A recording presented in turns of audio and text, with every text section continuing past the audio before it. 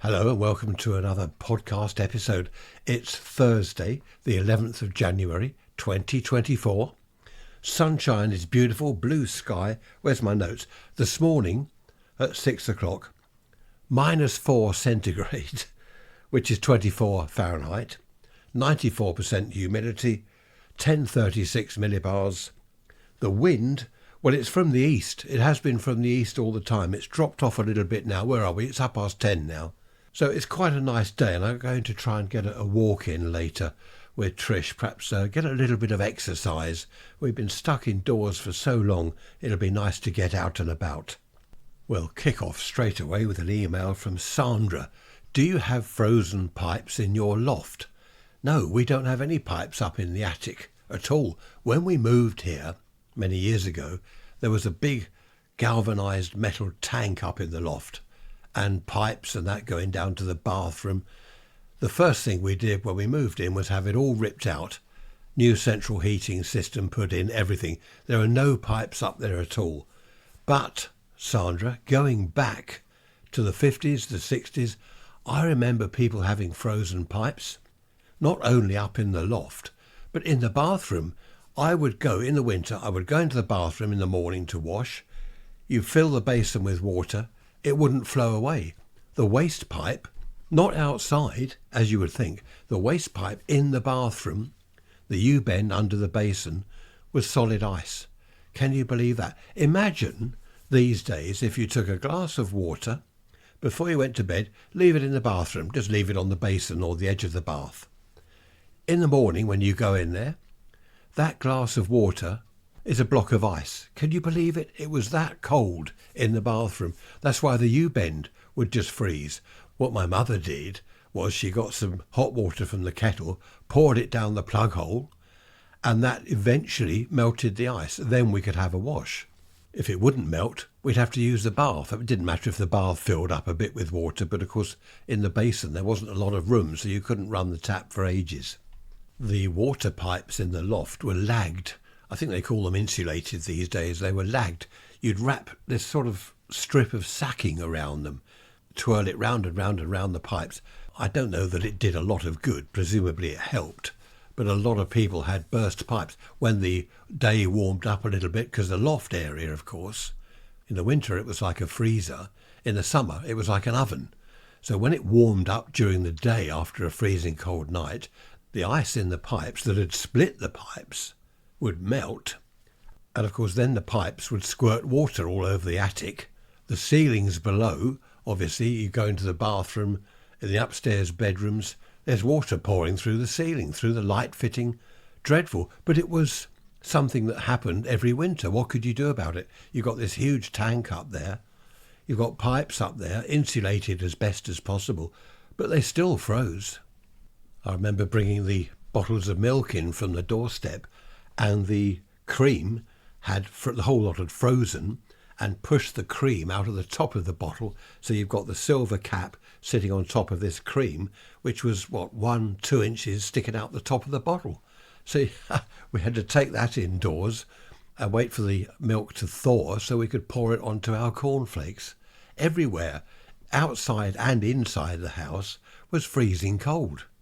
I did say I wouldn't go on about the weather in this episode, because was it Wednesday? I think last Sunday's episode as well. It was nothing but the weather. The snow, the ice, the cold, everything. So I will try and steer away from the weather if I can in this episode. Right, we've heard from Sandra. I'm going to get these two mixed up. Now it's Sarah. Sarah says, can you give a big shout out? It's not a radio station, Sarah. Anyway, to your grandmother, Linda, who is 95 this coming Sunday. That's when you'll be listening to this podcast episode, hopefully. So, Linda, happy birthday. Apparently you listened to all the episodes. You haven't missed one. That's lovely. So big shout out to you, Linda. Happy birthday from me. 95 years old. Is that the oldest listener we've got? What was the youngest? Oh, that was school time. Yes, that's right. A schoolgirl, wasn't it? I forget the name now. But it's really nice, though, to have one end of the sort of spectrum to the other, listeners of all ages. I'm waving my arms around now. I'm doing a Magnus. Is it Magnus Pike or Magnuson? I always get confused. Well, you know I get confused. I ought to have called... I should have called this not Ray's Rants, Ray's Confusion, I think would have been more appropriate. Hello, Bob. Bob says, how about getting listeners to tell us when and where they listen? Bob listens in bed. Well, why not? Why not listen in bed? And he goes to sleep sometimes halfway through the episode. Well, that's not good, Bob. Am I that boring? No, seriously. It's great to hear from you, Bob, and I can understand why you doze off listening to me. But that's great. So, yes, Ray's Rants at protonmail.com. Where do you listen? Now, who was it in Norway? Listened while walking through the forest in Norway. And there was one in California. I think that was a lady, was it? Oh, my memory serves me correctly. Listens to me on the way to work in her car. I'm sure that was in California. I'll get emails now. No, it was me. I'm not a lady. I'm a man, and I'm in Nevada. Oh, okay. I got that slightly wrong. Oh dear. I mustn't laugh. It makes me cough. My cold has almost gone. You'll be pleased to hear. I'm certainly pleased to hear it. Trisha's back is just about better because she twisted or did something wrong there. So we're all looking forward to a happy and healthy new year. Get rid of these germs and lurgies and things and get out of the house into the fresh air. Derek, nice to hear from you. This episode is supposed to be about things that have happened over the years, over the decades, 50s, 60s, 70s. Now, Derek is saying, do you think we have, this is all in keeping really, do you think we have too much choice these days? We have so many TV channels, and they're all rubbish, according to Derek. I do agree, Derek. We have lots of radio stations that all sound the same, according to Derek, and again, I agree. We have too much choice in the supermarket. Ah, yes, as we've talked about before, strawberries in the middle of the winter. We didn't have that in the old days. You had seasonal vegetables, seasonal fruits. We didn't have strawberries for Christmas lunch or pudding or whatever. You know, we had whatever was available at that time of the year. Whereas now, you can have kiwi fruit, you can have anything you like at any time of the year. I do take your point, Derek. Back then, things were, I know I'm always banging on about this, they were so much easier, simpler. Is that a word, simpler? More simple? Simpler, that'll do. We didn't go to the supermarket, do a weekly shop. Not in the 50s and 60s. You didn't do a weekly shop. You went over to the local shops to get what you wanted if you've run out. Say you run out of bread. I mean, the milkman brought the milk, but you've run out of bread. And I remember as a kid, given £0.50 or whatever it was, there's sixpence for you for going. There's £0.50. I need a loaf of white blah, blah, blah bread or whatever and a cabbage. And I'd nip over the shops. 10 minutes round the corner. That's all it was, 10-minute walk. I'd go into the shops, get the cabbage, get the bread, sixpence worth of sweets, blackjacks, 4 for a penny, lovely. And then go home. There you go, Mum. We pop round the local shop, not every single day, but not far off daily. Run out of this, run out of that, or need some butter. Nip over to the shop for me. In fact, the old lady next door, she'd call me over. She'd, Ray, could you come here? Could you pop over the shop for me? I need a cauliflower. What, a cauliflower? Okay. Sixpence for going. I did quite well nipping over the shop for people, apart from my mum. Nip over the shop, cauliflower for the old, I mustn't say that, the elderly, what I used to call her, the elderly lady next door.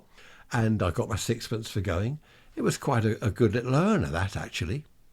And Derek, you've also mentioned social media type platforms. There are too many. I agree with that as well. There are too many. There's Twitter, isn't there? There's Facebook. There's, what is it? I can't remember them all now. Instagram. There's loads of these platforms, as they call them. And I have to think, now, who's on which platform? Oh, yes, I want to chat to Fred. Oh, he's on Facebook. I'll message him on there. Now, I need to talk to Robert. Oh, he's not on Facebook, is he? What's he? Oh, he's on Telegram, is it? Or Signal? There's too many of them. I don't know what's going on. Of course, what happens is you end up on all of them. That's what I've done in the past. I'm on all these platforms. So anyone that wants to contact me, they can. In the end, I got rid of them all. It's just ridiculous. All these different things on my phone. I just want a telephone. And of course, back in the old days, that's all we had. And not everyone had a telephone. I remember when ours was first installed in the house. I got in from school, what was I, 10 years old? And the phone was ringing. And I didn't know we had a phone. What's that? My mum said, you better go and look in the hall. It might be for you. I picked it up. It was. She'd arranged for a friend of mine down the road to phone me when I got in from school. Great, a telephone. That was the only communication we had. Oh, and letters. I used to write letters when I was 10. I used to write letters to my nan who lived up in Surrey. And she'd write back to me. It was lovely getting a letter. Oh, look, one for you. There we are, look. That's for me. Open the letter. Oh, it's from Nan. And she'd put a postal order in the letter, because I was her favourite, of course. I don't think I was. But she put a postal order in there. So I go over the post office, over the road, again over to the shops, and cash in the postal order. It would only be for 5 bob or something like that. But that was lovely. Talking of the post office, in the old days, if you ordered something, what we call mail order, out of a catalogue or a newspaper, you'd see something, I don't know, say a set of screwdrivers, for example. Bit of a daft example, but there we are. You'd get the address from the newspaper and you'd send off your cheque or postal order. They'd have to get if it was a cheque, they'd have to get the cheque, clear the cheque, which took 3 days at the bank, then post the item to you. You wouldn't get your screwdriver set for at least a week, if not longer. Whereas these days, people are annoyed. Well, I ordered it yesterday. Where is it? It should be here today. They want everything the next day, or even the same day. I think we've all gone too far. This is what Derek is saying with all the food availability. You know, you go to the supermarket, you can buy pineapples, strawberries, raspberries any time of the year, because they all come from abroad. And it's the same with things like parcels. If I order something now, where are we now? Mid-morning.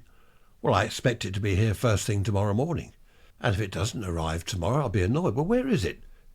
I ordered it yesterday. What's going on? I think it's all gone too far.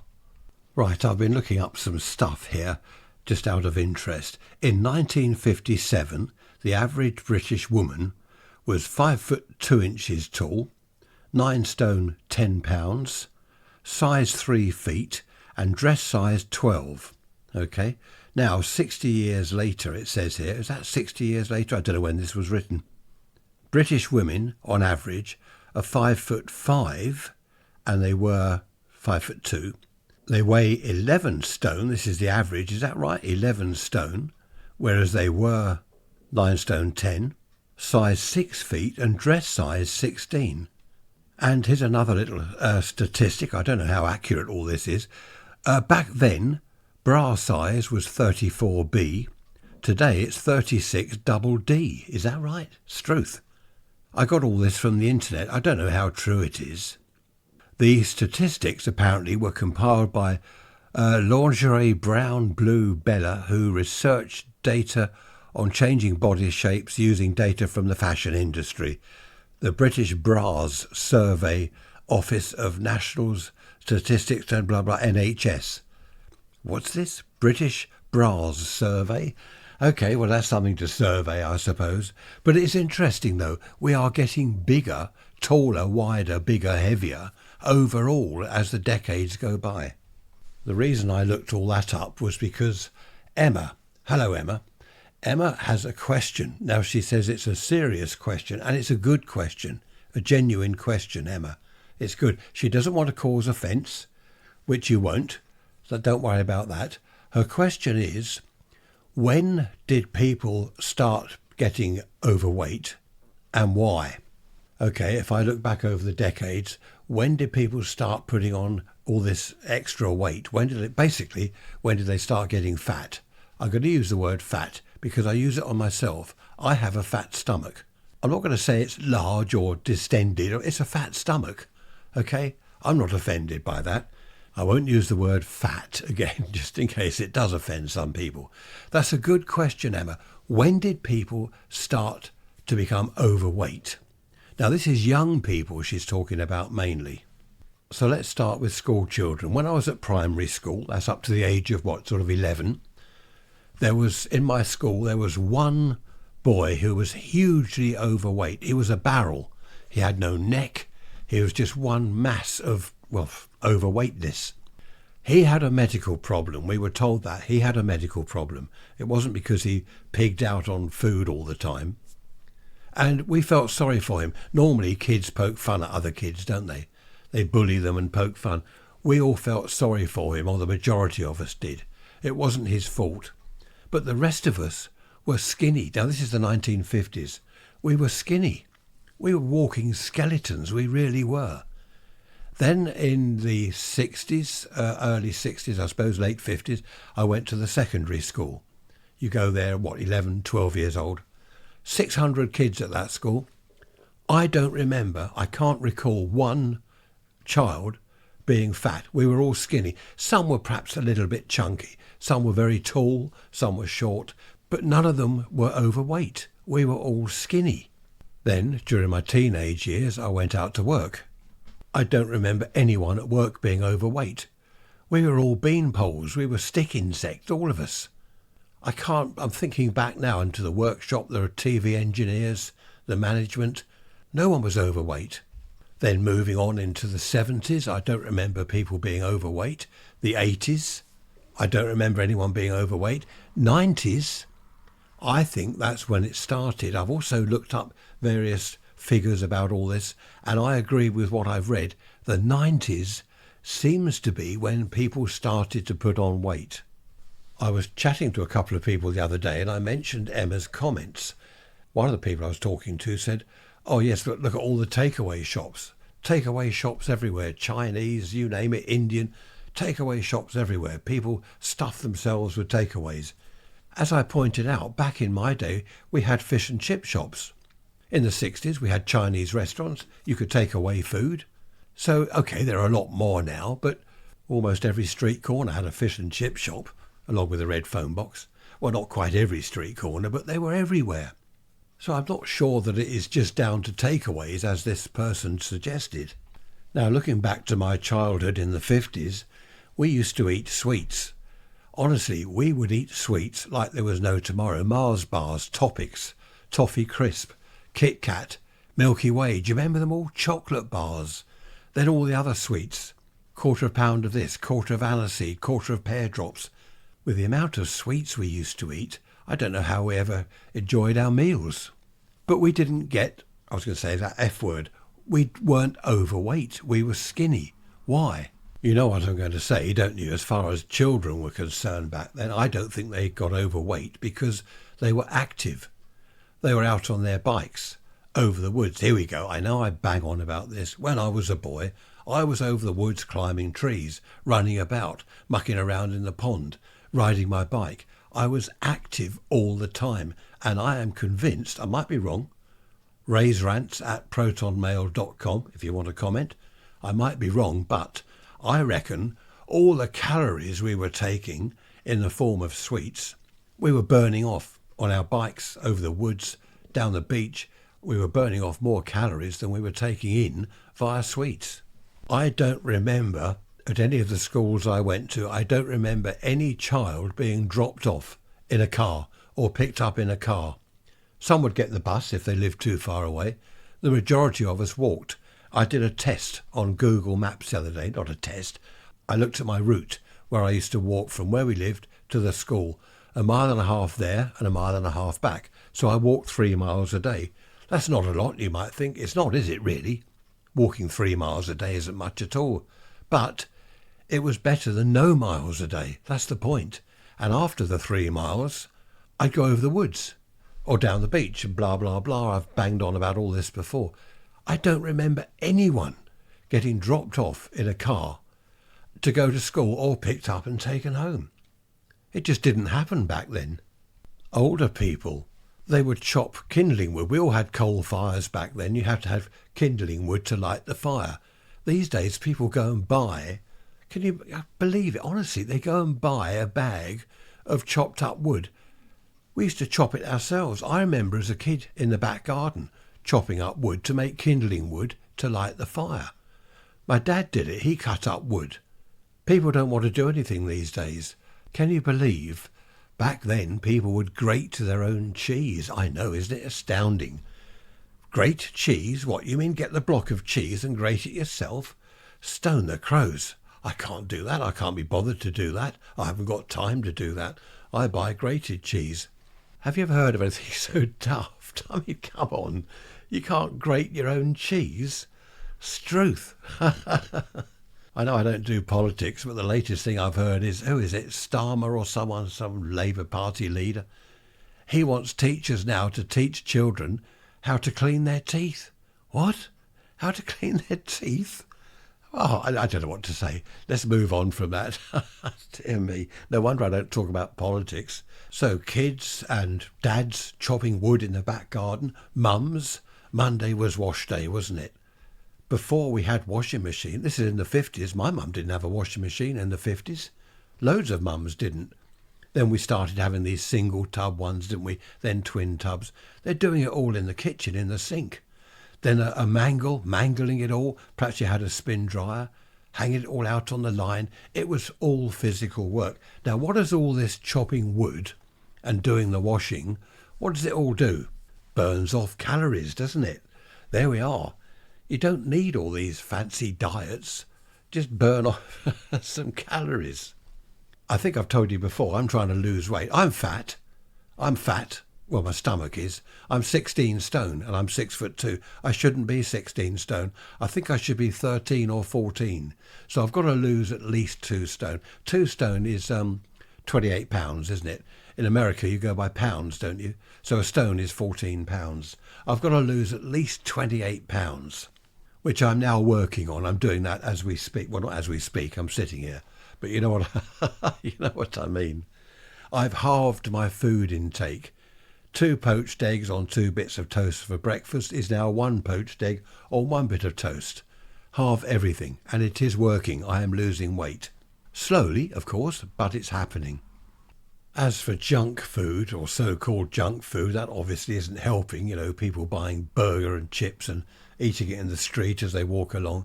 That's not good. You should have proper set meals with proper food. I'm not lecturing you all, I'm just saying. Well, I am lecturing you all.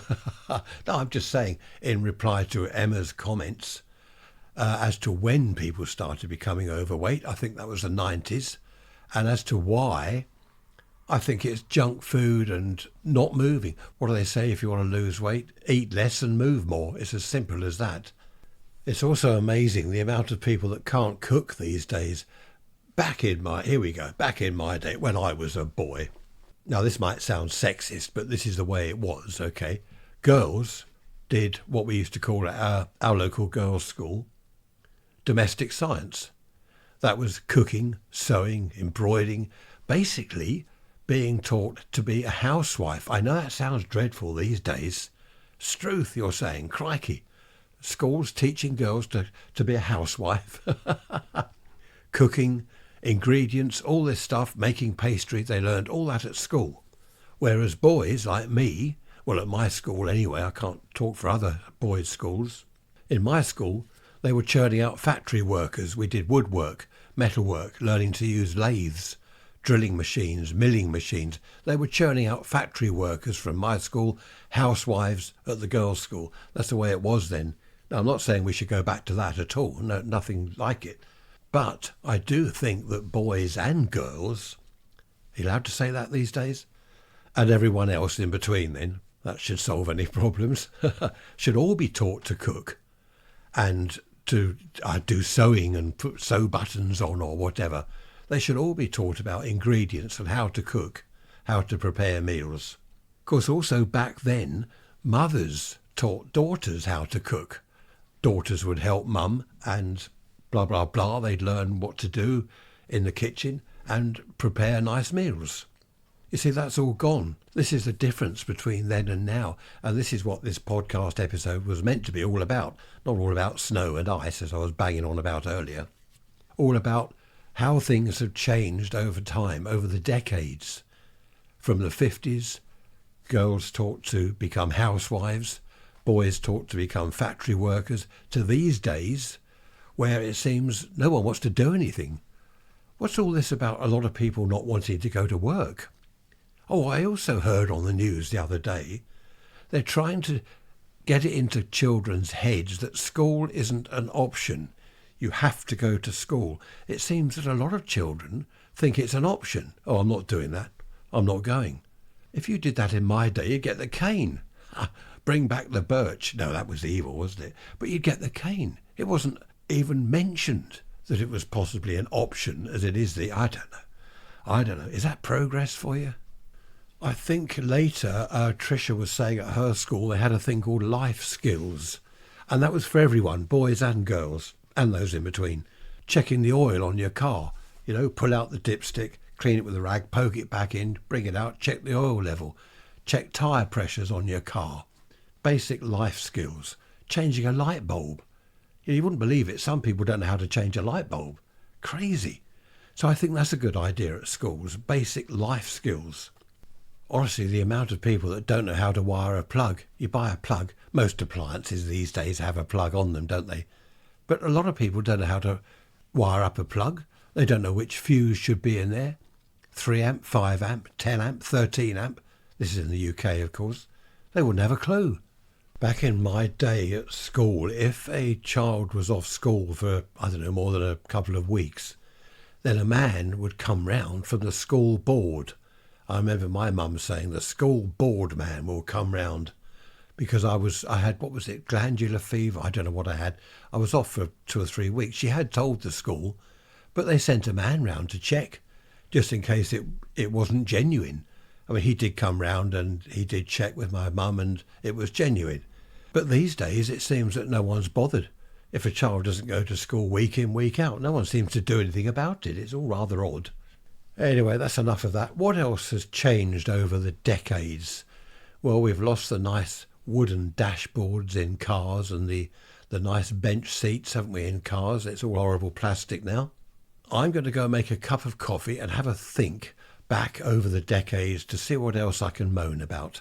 Of course, another thing a lot of people did back then was gardening, growing their own vegetables.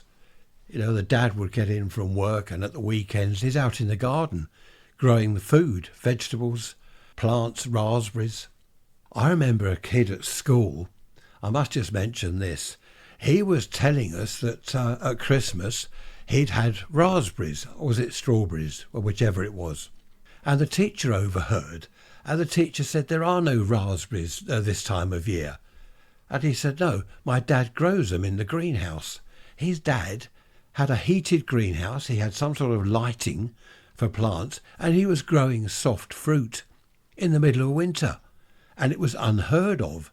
And in fact, that sort of inspired the teacher to then tell us about various vegetables and different time of year. You can have this and you have soft fruit in the summer. That was quite interesting, but we didn't believe this kid at first. I don't think the teacher did. Growing raspberries in the middle of the winter, idiot boy. Our technical drawing teacher used to say that normally to me. Idiot boy. Well, I was drawing a straight line with a ruler on is it the draftsman's type of board? You've got the thing that slides up and down for drawing lines. I was using my ruler. I thought it was quicker. Idiot boy. There we are. Happy days. There was one of these news channel debates the other day on telly, I just was hearing snippets of it while I was doing something else. And someone was saying, have we become lazy these days? No one wants to do manual work. People just don't want to do it. People don't want to do boring jobs such as fruit picking. In the old days, you'd have all sorts of people, wouldn't you? They'd do fruit picking, hop picking, hops for the beer. You've got to get hops for the beer, otherwise you have no beer. A pub with no beer, that won't do. But people did all sorts of menial jobs and boring jobs. These days they don't want to. This is what they were chatting about on the telly. I didn't hear all of it. I was busy doing something else. But it was quite interesting, the little bits I did hear. Have we become lazy? Monday wash day, mum's spending the whole day doing the washing. These days, chuck it in the machine and press the button. All done for you. And honestly, the amount of people who don't iron these days, they don't use an iron. They don't have an ironing board or an iron. Well, they might do, but they don't use it. I've heard people saying, I don't iron anything. You can't do it. You can't not iron clothes. Fair enough if you don't want to iron, say, sheets and stuff like that. Underwear you don't iron. People used to, though. They would iron everything. Sheets, pillowcases, everything. But these days, so many people just, they don't do it. I don't know what happens. They must walk round in crumpled clothes.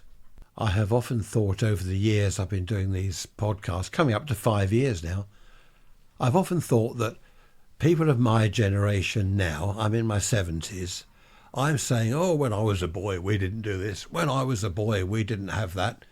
People back in the 50s who were in their 70s, they said the same thing. When I was a boy back in 1890 or whatever, we didn't do this. When I was a boy, we didn't have that. And so it goes on. So when the kids now, or say 10-year-old kids now are 70 in years to come, what will they look back and say? It'd be interesting, wouldn't it? It'd be nice to just go forward into the future and see what people in their 70s are saying about the old days. We can't do that, of course, but that would be interesting. But every generation, they're all the same, aren't they? When I was a boy, when I was a girl, we didn't do it. Well, we did this, we did that. So my moaning about this, that and the other, it's nothing new. It's been going on for generations. Oh, I heard the other day that our local water company here, they've been pumping raw sewage into the sea again. Again. Can you believe it? So nothing's changed there. That used to happen when I was a kid. I'd be playing around in the water and you'd see something. What's that? Oh, right, I can see what that is. Leap out of the sea onto the beach. I'm not going back in there. And it's still happening, all these years later. Crazy. Talking of the days when we first got a telephone when I was a child, someone the other day said, do you remember your telephone numbers from the past? I do. That first telephone, that was 45592. How about that? I was, what did I say? I was 10 or 11 or something. 45592. That was the first phone that we ever had, Mum and Dad had. Then we moved house when I still lived at home, and that was 502928. I remember that. I can't remember the others. I know my phone number here. We've still got a landline. Lots of people haven't anymore, have they? We've still got one. And I do know the number of that, but I can't remember previous telephones that we had. I just can't remember the numbers. But that very first one, 45592. And also car numbers. Do you remember car numbers? Not my first car. One of my cars was 268 WKP. No, that was my dad's car, 268 WKP. And one of my cars was 5182 MU, I think it was, 5182 MU. Apparently MU stood for Brighton. That's where it came from, Brighton, just up the road from us. It's funny, isn't it, how as you get older, you can remember things from decades ago, but not yesterday. What did I say the other day to you?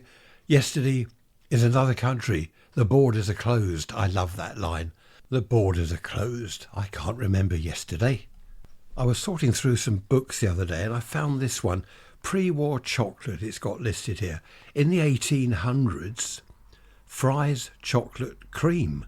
That was the first chocolate bar to be mass produced. How about that? In the 1800s. 1905, Cadbury's Dairy Milk. 1908, Bourneville. Do you remember Fry's Turkish Delight? That came out in 1914. Oh, Cadbury's Flake, we all know that. 1920. That's amazing, isn't it? Jaffa Cakes, we all know Jaffa Cakes. That was 1927. I thought this was all more modern stuff. Crunchy, that was good. Oh, as a kid, I loved Crunchy. Brilliant for your teeth, rots your teeth, makes you fat. No, it didn't make me fat. 1929, Crunchy. Then the Penguin Bar was 1932. Milky Way, that's still popular today, isn't it? 1935. Kit Kat, which is still going strong today, 1937. And Rolo, do they still have Rolo? Do you remember Rolos? That was 1937. There we are, pre-war chocolate. That's quite incredible, isn't it? It says here the Milky Way bar is not named after our galaxy, but after a type of malted milk or milkshake as it's now known. Well, I didn't know that. We live and learn. Do you remember the Yorkie bar adverts? They were going on about this on telly the other day. The Yorkie bar adverts made out it was for men, masculine men, and the advert actually said, not for girls. And people on the telly were, well, I say they were pretending to be shocked. Honestly, some of the younger people that look back to my childhood days Shock horror. They had an advert that said a chocolate bar was not for girls. Oh dear, dreadful. What a dreadful thing to say. I mean, they feign all this shock, surely. They're not shocked, are they? It was an advert. Perhaps it was a bit sexist. I don't know. Struth, get a life. Here come the dustmen now, so I might have to have a break in a minute. Now, where's that email? I print out emails, so it's easier for me to lose them. I don't know where it is. Talking of the dustmen, back in my day, in the 50s, the dustmen would pull up outside in their big cart, and they'd come and collect our big, heavy, galvanised dustbin, put it up on their shoulder, on a leather shoulder pad, and go and tip it into the cart. These days, it's all wheelie bins, which are automatically lifted into the cart with this machinery, so they don't actually have to lift anything. We had coalmen. They would put, 100 weight of coal in those sacks? What's 100 weight? I don't have no idea. 110 pounds has come to mind. That's probably wrong. They put this sack of coal on their back and then walk round the back of your house, tip it in the coal bunker. I'm surprised they didn't all have back trouble. Well, they probably did later in life. Everything was manual back then. And of course it kept people fit. It kept them slim, muscular, unlike me with my fat stomach. No, my fat stomach will go this year. That's something that I am determined to do. Do you want a weather forecast? Where are we? It's 10:30 Friday. Yes, it's Friday morning, 10:30. The flag is still blowing. There's a little bit of an easterly breeze, so it's calming down. It's warming up. It's 5C out there. No, 6C out there at the moment. So that's not too bad. Overcast, no frost this morning because of the clouds, so that's a little bit better. And it's getting noticeably lighter in the mornings, definitely. What else has changed over the decades? Do you remember Smith's crisps with a little blue salt bag in them? Now, they were around when I was a child. We didn't have flavoured crisps, but I do remember reading somewhere that, now what was it? Cheese and onion crisps were the first flavoured ones ever made, because before that they were just salted crisps. They weren't any flavour. And that was in the 1950s. I remember reading that somewhere. When I worked on the boats, I used to go down to Southampton quite a lot. And they had these Smith's crisp. Was it Smith's or Walker's? Smith's, I think. The crisp factory was down there. And on a Monday, for example, Monday and Tuesday, you could smell, just driving along through Southampton, you could smell cheese and onion. And on, say, Wednesday, you could smell smoky bacon. And on a Friday or whatever, it was salt and vinegar. And you could smell it. There's all wafting out of this Smith's crisp factory. All the different flavours on different days that they did. Quite fascinating. I used to drive down there with another technician chap. We'd do the radar and stuff on the boats. And we'd say, what's the recipe today, Jim? Do you remember Jimmy Young on Radio 2? What's the recipe today, Jim? And it was always a different... I think they had one each day, was it? I can't remember. So 1950s, the first flavoured crisps, which was cheese and onion. I quite enjoy looking back through old newspapers. We haven't done that for a while. I've done a few episodes like that, haven't I? One or two, where I'm looking back through old newspapers. We must do that again. Have a look back to the 50s, the 40s, and even further back. I think that would be interesting. We've got a pile of old papers in the loft. I must drag them down again and have a look. Recently, someone asked me whether we had protests back in my day. Yes, big time. I know these days we've got protests everywhere, haven't we? All the time. In every city in the world there seems to be protests about something or other going on. Back then, well, in America, it was Vietnam, wasn't it? In the 60s, the Vietnam War. And here, what did we have? The CND, Campaign for Nuclear Disarmament. That went on. I knew a girl that was involved with that, and she was camping out. Where was it? I can't remember now. She was one of these people camping out in tents near some nuclear place in Britain. I can't remember where it was. And we had a lot of protest songs in the 60s, Dylan and the like, with protest songs. I remember one record I bought when I was in London. I was actually in Carnaby Street, and I found this record shop that I went into. And I bought a record. I don't know why I bought it. I forget what it was called. I've got it somewhere. The words were something like, "Come away, Melinda, come in and close the door. There were lots of little girls like you before they had the war." Then she says, Mummy, Mummy, come and see what I have found while digging in the ground. And she's found a photograph album and stuff like that. That was a protest song about war. So yes, there's music and protests in London and all sorts about. The CND had their ban the bomb sign, didn't they? I mean, that goes back a long time. I think that goes back to the 50s even. So yes, to answer the question, we did have protests. I've just looked that up. Come Away Melinda is a song written by Fred Hellerman and Fran Minkoff, an anti-war song. Its first release was by Harry Belafonte in May '63. So there we are. Isn't the internet wonderful? Now, going back to my day, I don't know, where would you look it up? Unless you had a book of, what was it called, discography, where you could look up records, something like that. You wouldn't be able to find out, would you? It wouldn't be an encyclopedia, would it? I don't know where we'd be without the internet these days. Can you imagine that? No phone, no mobile phone, no internet. It might be rather lovely, actually, quite peaceful. Talking of looking things up and keeping up to date with things like we do these days, on the telly, you got the news. On your phone, you get news flashes. On your iPad, it's all over, isn't it? It's in your face. Anything happens anywhere in the world is there on one device or another. It's there in your face. In my day, when I was in my teens in particular and early 20s, I didn't watch the news. I wasn't interested in the news. I had far more interesting things to do, like go clubbing. Happy days. I didn't have a newspaper. I didn't buy or read a newspaper. I rarely watched the news on the telly. I'd only see a snippet on the telly if I happened to be in the room when the news was on. Car radio, well, I listened to the pirate stations or Radio Luxembourg, didn't really have news there. So I was devoid of news, as most of us lads were. Do you remember the Cuban Missile, was it the Cuban Missile Crisis was that 62, early 60s? I remember hearing about it, hearing older people in the workshop talking about it. It wasn't in your face, as I was saying, like news is these days. So youngsters didn't take a great deal of notice about it. A Cuban, missile crisis, heard something about that, and that was it. The Suez Crisis, that was what, 52, was it, 53? I was born in 51, so I don't remember that. But later, as a kid, I remember hearing people talk about it. Whereas my point is, why I'm rambling on about all this, is these days, with the internet, you can look up anything and everything, find out all about the missile crisis business, the Suez Crisis. You can look at anything and everything you want to.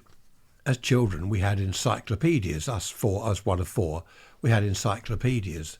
The World of the Children, they were called. I think my dad bought them, I was going to say stupidly, from some doorstep salesman. You know, people used to go around selling things like encyclopedias. He bought them from whoever that was that came to the door. And I must admit, they were very, very good encyclopedias. I think there were 5 volumes, The World of the Children. And I read a lot in there about electricity and magnetism and all that sort of thing. That was interesting. They had a lot of maps and illustrations in the books. And as a kid, again, sort of 8, 9, 10 years old, it was interesting.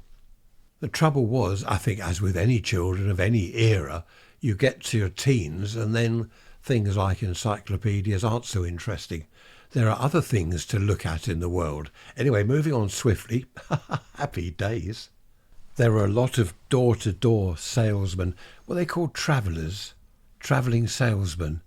I remember, was it Bex Bissell? The chap would knock on the door. Bex Bissell, carpet cleaner and things like that. Vacuum cleaner salesman, washing machine salesman. All sorts of people would knock on the door. Good morning, madam. I say madam because those days the housewife was at home. The husband was out at work. Morning, madam. Can I interest you in a Bex Bissell carpet shampooer? No, go away. Slam the door. Vacuum cleaners. Morning, madam. Would you like to buy a Hoover Junior vacuum cleaner? No, I wouldn't. And they'd come in, wouldn't they? They'd come. I remember this as a kid, salesmen coming round to us.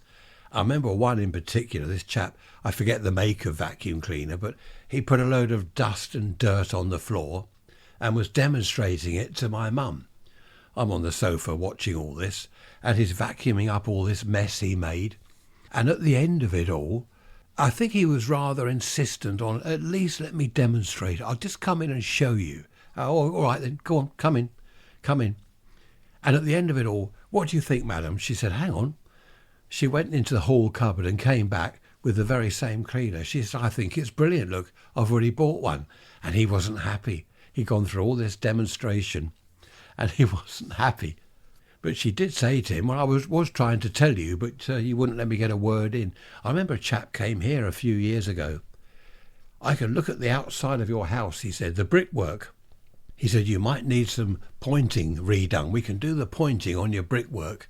And I said, no, it's okay. Oh, no, it won't cost you. No, just let me have a look round. Let me go around the back garden, check all your brickwork. I said, all right, okay, go on then.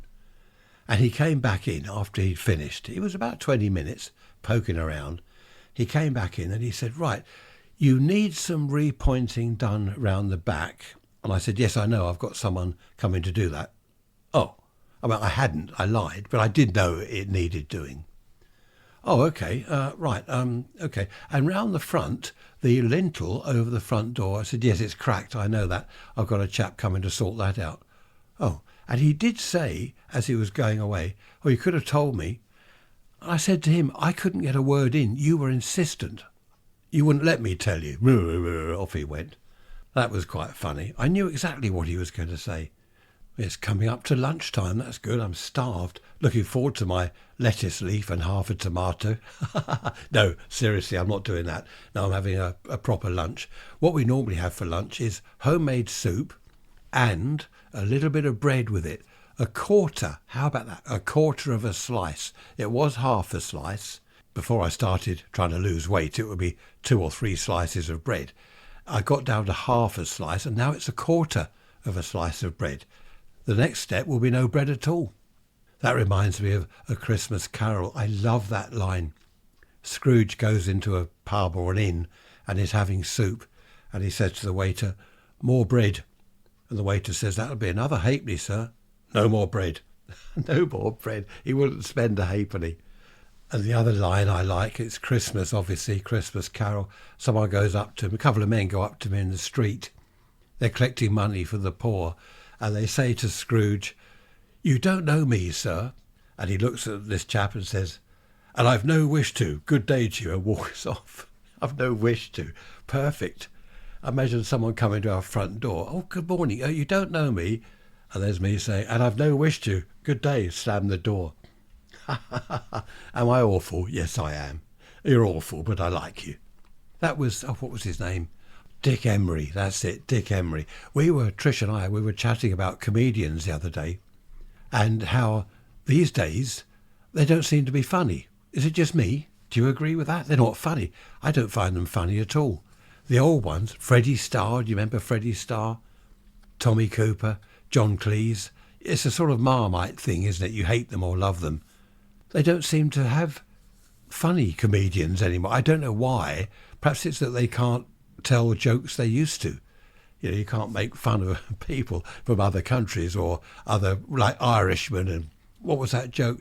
Irishman, Englishman and a Scotsman go into a bar. That sort of joke. You can't do that now because it offends people. Ricky Gervais has just won an award, hasn't he, for the best whatever he is. So that's rather good. He tells proper jokes. But so many of them these days, they're just not funny because, well, humour has been cancelled, hasn't it? Basically, you're not allowed to be funny anymore.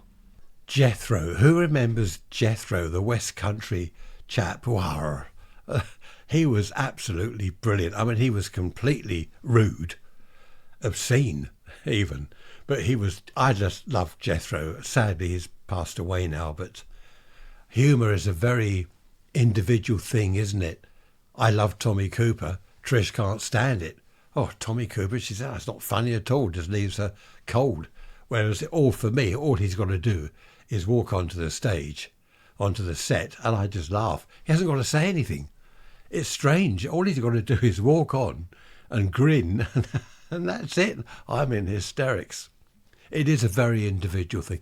Who I couldn't get on with, was it Bernard Manning or someone like Les Dawson? No, couldn't get on with him at all. No doubt one or two of you now will say, oh, it was brilliant. Les Dawson was absolutely brilliant. It's a very individual type thing, humour. And it's just a great shame that, as I say, humour these days is being cancelled. The whole world seems to be having a humour bypass. Was it a humorectomy? It's good to laugh. They say it's very good for your health, especially your kind of mental health. I think it is good to laugh. A lot of people don't laugh these days. I used to laugh at the old radio programmes, the Goon Show. Do you remember that? Round the Horn. All those, what was it? My memory's going. Trish was just saying to me earlier, she's getting worried because she keeps forgetting things. So do I. It's nothing to worry about. The Clitheroe Kid, that was it. That was the other programme I used to listen to. All sorts of funny programmes on the radio. And the thing about radio that I used to like, you could be getting on with something. I remember being in my shed, in my workshop, doing something or other, listening to the radio. Perhaps Clitheroe Kid on a Sunday, something like that. What else? Was it the Larkins? Was it all sorts of funny programmes they had on the radio? On the BBC Home Service, don't you know? What? Happy days. You could get on with something else. My mum used to listen to the radio while she was doing housework. Whereas with the TV, you've got to sit there and watch the thing, haven't you? You've got to glue yourself to the screen, otherwise you miss something. I do far prefer radio plays and dramas and things to television because you can use your imagination. I think that's what the beauty of radio was. You can use your imagination. The Navy Lark, that was one of the old ones. Kenneth Williams and all the other people were in, what was it? I can't remember. It's a long time ago. So I'm not worried that I can't remember. The Navy Lark. Was it the Glums? Or I can't remember that. The Glums? Hancock's Half Hour. Tony Hancock. I think he started on the radio and went to telly. Harry Worth.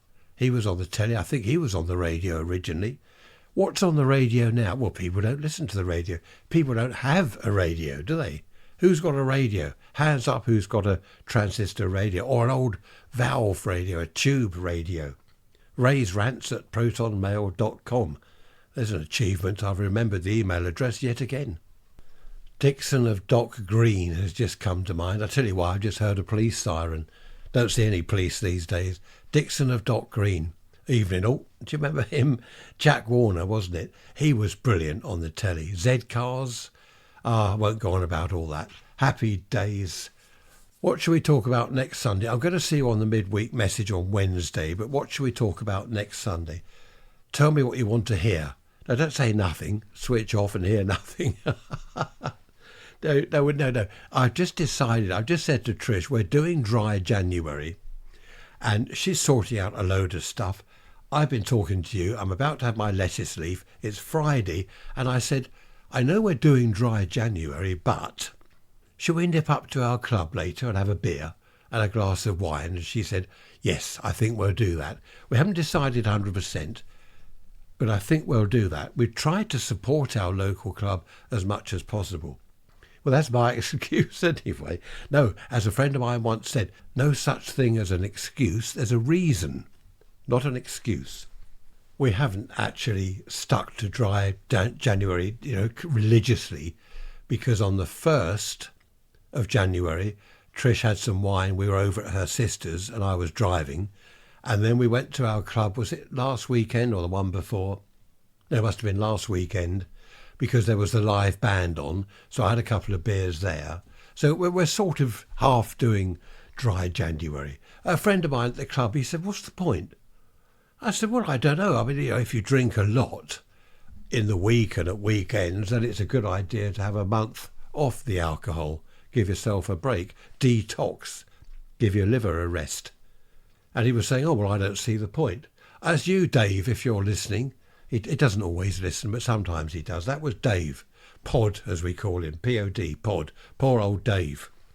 The reason I've been trying to do dry January is to lose a bit of weight, because alcohol does put weight on you, doesn't it? It's full of calories. I think a can of lager is it 250 calories? So a few cans of lager and you've had more than you have when you have your dinner. So if you're going to have a few cans of lager, you're not allowed to have dinner. Anyway, we might not go. We'll see what the weather does. I'm not walking up there in the rain. My brother-in-law, he says, oh, we go for a walk in all sorts of weather. Lashing rain, we put our wet weather gear on. I'm not walking anywhere in the pouring rain, wet weather gear or whatever. I'm not doing it. I don't want to go out in the rain. It's not enjoyable. I want to enjoy a walk. As Trish just said, walking up the club, she said, oh, that'll be your walk for today. It's only 5 minutes, but it's a good point, you see. I'm trying to keep fit by walking to the club. Better to have tried and failed than not try at all. There we are. So I'm trying to do dry January. Mark, over there in Dublin in Ireland, nice to hear from you. Thank you for your email. Nice to hear how you're getting on. How are you doing over there? We haven't done our MP3s, have we? We normally do a little MP3 recording to each other. Hope everything's all right in Dublin. Hope you're not drinking too much Guinness. I don't like Guinness. I've tried it. I just don't like it. I don't know what it is. There's something about it. It tastes of talcum powder. Well, no, it doesn't taste of talcum powder, but it's got that powdery sort of thing about it. Anyway, great to hear from you, Mark. You remind me of Guinness. Oh, and before I forget, thank you to all those who emailed and messaged me about my latest ghost story on YouTube. I know a lot of you don't like ghost stories. Quite a few of you do, and I try to put one on YouTube every now and then. If you look up Ray's Ghost and Pirate Radio Stories, I think, on YouTube, you'll find it there. So thank you for all your lovely messages about the latest ghost story. The Forest of Doom, that was it. The Forest of Doom. There we are, a little sound effect added there. Crazy, I know. Okay, we're coming up to the hour. I don't usually reach the hour, do I? As I said, any ideas for next Sunday, the episode next Sunday, let me know, raisrants@protonmail.com. And any memories, the older people out there, any memories you've got of the 40s, the 50s, be great to hear from you. I have actually had an idea after talking to one or two people, friends and family. How about transport or travel back in Grandad's time, back in Grandad's day, when there were more bicycles on the roads than there were cars? Go back even further, there were more horses on the roads than cars. Further than that, there were only horses on the road and no cars. So I might do that for next Sunday. I think that's quite good. If you have any comments about that, let me know. Travel back in Grandad's time. That should be interesting, hopefully. Right, I think that's enough for now. We're coming up to the hour, so I shall see you on Wednesday. Take care, do everything I would and wouldn't do, and enjoy yourselves. Thanks for listening. Bye-bye for now.